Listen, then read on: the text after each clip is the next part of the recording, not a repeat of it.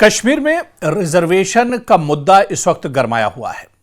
हालांकि रिजर्वेशन का मुद्दा बहुत पुराना मुद्दा है, देरीना ये मसला है। पिछले आपको याद होगा कि एक साल पहले भी नेशनल कॉन्फ्रेंस के रुकने पार्लियामेंट आगा सैयद रूहुल्लाह मेहदी ने यह मुद्दा उठाया था और सीएम हाउस के बाहर जाकर उन्होंने एहतजाज और प्रोटेस्ट किया था और उसके बाद यह मुद्दा काफी गर्म हो गया था। हालांकि उस वक्त सरकार की तरफ से कहा गया था कि सरकार तलबा से बातचीत करेगी, स्टूडेंट से बातचीत करेगी और इस मसले को एक तरह से हल किया जाएगा। लेकिन एक साल गुजरने के बाद ठीक साल 2024 दिसंबर में रिजर्वेशन का मुद्दा आगा रूहुल्लाह मेहदी ने उठाया था और अब एक साल के बाद यह मुद्दा फिर से जम्मू कश्मीर में गरमाया हुआ है। आगा रूहुल्लाह इस रिजर्वेशन के मुद्दे को लेकर पोलो व्यू ग्राउंड के पास जो पार्क है वहां पर एहतजाज करने वाले थे, वहां पर धरने पर बैठने वाले थे, लेकिन इससे पहले ही आगा सैयद रूहुल्लाह को नजरबंद कर दिया गया। इसके अलावा आप देखिए कि इसी मुद्दे को लेकर पीडीपी चीफ महबूबा मुफ्ती की बेटी इल्तिजा मुफ्ती को भी नजरबंद किया गया है और इसी तरह से इल्तिजा मुफ्ती ने यह भी एक्स पर पोस्ट किया कि कई और लोगों को कश्मीर में, श्रीनगर में नजरबंद किया गया है। खैर, ये तमाम चीजें निकलकर सामने आई, लेकिन सबसे पहले ये खबर सबसे पहले जो आई थी आगा रूहुल्लाह के एक्स हैंडल से आई थी, जहां पर आगा रूहुल्लाह ने देर रात के जो तस्वीरें थी घर के बाहर की वो शेयर की थी और उन्होंने कहा था कि उनके घर के बाहर की सिक्योरिटी बढ़ा दी गई है और उन्हें घर में नजरबंद कर दिया गया है। उसके बाद जब सुबह हुई तो सुबह की तस्वीरें भी उन्होंने शेयर की। उन्होंने कहा कि अब सुबह में सिक्योरिटी और बढ़ा दी गई है और उन्हें घर से बाहर निकलने की इजाजत नहीं दी जा रही है, क्योंकि आज ही आगा रूहुल्लाह धरने पर बैठने वाले थे और रिजर्वेशन के मुद्दे पर स्टूडेंट के साथ वो आवाज बुलंद करने वाले थे। लेकिन इससे पहले कि आगा रूहुल्लाह अपने घर से बाहर निकलते, रिजर्वेशन के इस मुद्दे पर धरना करते, इससे पहले ही उन्हें घर में नजरबंद कर दिया गया। लेकिन रिजर्वेशन के इस मुद्दे पर आगा रूहुल्लाह को भले ही नजरबंद किया गया हो, इल्तिजा मुफ्ती को नजरबंद किया गया हो, दूसरे कुछ तलबा को नजरबंद किया गया हो और कुछ लीडरान को और नजरबंद किया गया हो, इस पर अब सियासत भी एक तरह से हो रही है। सबसे पहला मुद्दा तो कश्मीर में यह है कि आखिर नजरबंद किसने किया है? सरकार के इशारे पर नजरबंद किया गया है या फिर एलजी इंतजामिया की तरफ से नजरबंद किया गया है? यह भी एक तरह से सस्पेंस बना हुआ है कि आखिर किसके इशारे पर यह कदम उठाया गया है, किसके इशारे पर इन लीडरों को नजरबंद किया गया, हाउस अरेस्ट किया गया है। यह अभी एक तरह से चीज निकलकर सामने नहीं आई है। लेकिन इस पर इल्तिजा मुफ्ती का यह कहना है कि पहले नेशनल कॉन्फ्रेंस ने यह चीज साफ कर दी है कि लॉ एंड ऑर्डर और जम्मू कश्मीर की जो पुलिस है, जो सिक्योरिटी है, वो सरकार के अंडर में नहीं है।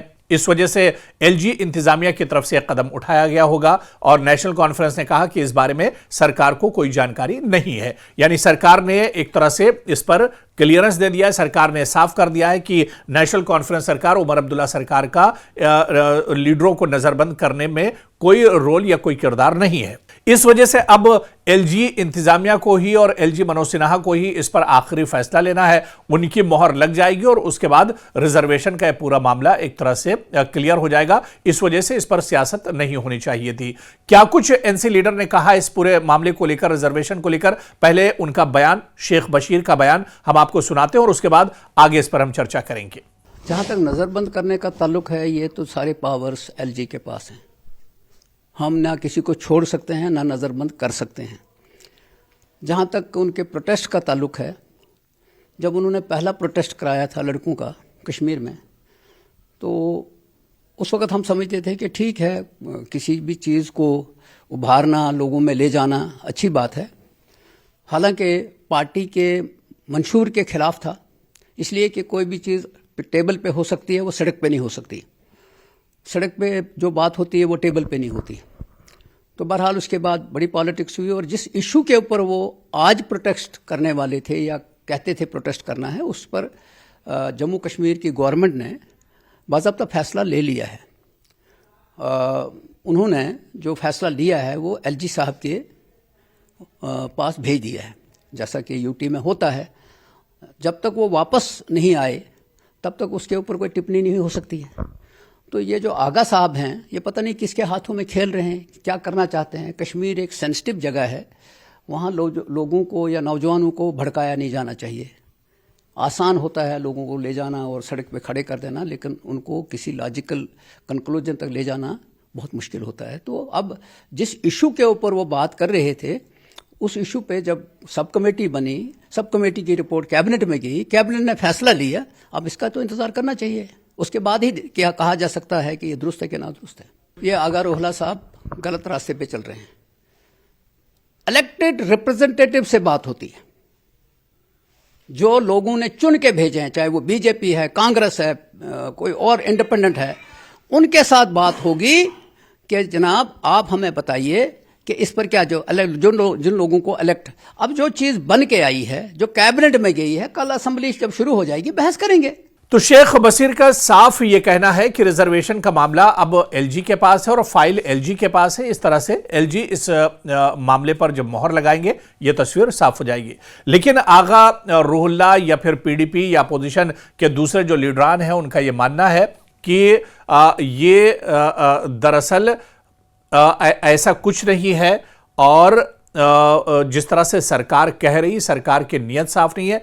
अगर सरकार ने कोई फाइल एलजी के पास रिजर्वेशन के मुद्दे पर भेजी है तो सरकार को कम से कम वो फाइल और वो रिपोर्ट जो है वो आम करनी चाहिए। लोगों को बताना चाहिए कि ये रिपोर्ट हमने एक बनाई है और इस रिपोर्ट को हमने एलजी के पास भेजा है, तो लोग इस पर एक तरह से कहीं ना कहीं लोगों को भरोसा होगा। लेकिन सरकार ने अगर ऐसा किया है, सरकार को लोगों को भरोसे में लेना चाहिए, स्टूडेंट को भरोसे में लेना चाहिए, तलबा को कॉन्फिडेंस में लेना चाहिए और वो रिपोर्ट सार्वजनिक करनी चाहिए, यानी आम करनी चाहिए।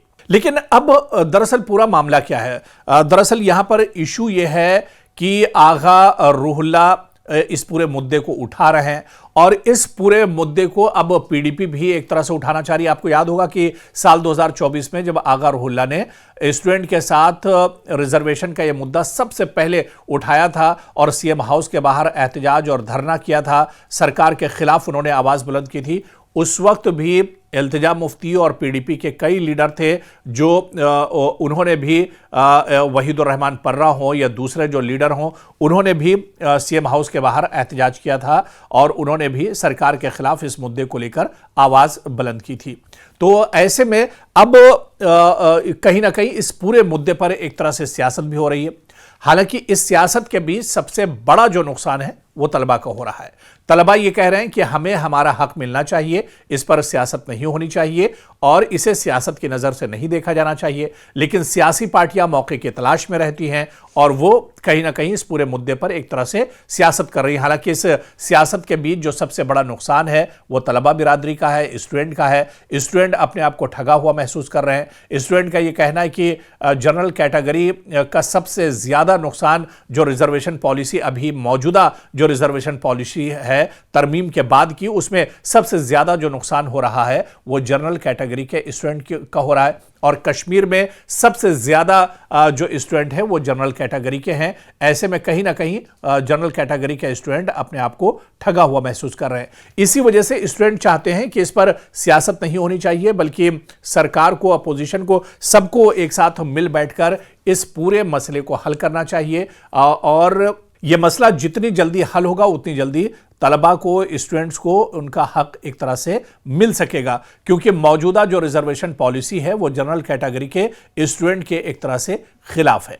ऐसे में अब सवाल ये उठता है कि रिजर्वेशन का मुद्दा एक बार फिर से कश्मीर में गर्मा गया है। हालांकि आज जो धरना होना था वो धरना तो नहीं हो पाया। आगा रुहुल्ला को, इल्तिजा मुफ्ती को, दूसरे लीडरान को और तलबा को एक तरह से हाउस अरेस्ट किया गया है श्रीनगर के अंदर। लेकिन आगे क्या कुछ होगा इस पूरे मुद्दे को लेकर यह देखना बहुत अहम होगा। जब नजरबंदी आगा रुहुल्ला मेहदी की खत्म होगी उसके बाद उनका क्या कुछ कदम होता है, इल्तिजा मुफ्ती किस तरह से कदम उठाती हैं, पीडीपी या अपोजिशन जो लीडरान है, जो पार्टियां हैं, वो किस तरह से इस पर रिएक्ट करती हैं, आने वाले दिनों में यह देखना बहुत अहम होगा। क्योंकि रिजर्वेशन का जिन एक बार फिर से बोतल के बाहर आ गया है और ऐसे में अब क्या कुछ होता है, क्या कुछ तस्वीर बनती है, किस तरह की सियासत कश्मीर में इस पूरे मुद्दे को लेकर होती है, यह देखना भी अहम होगा।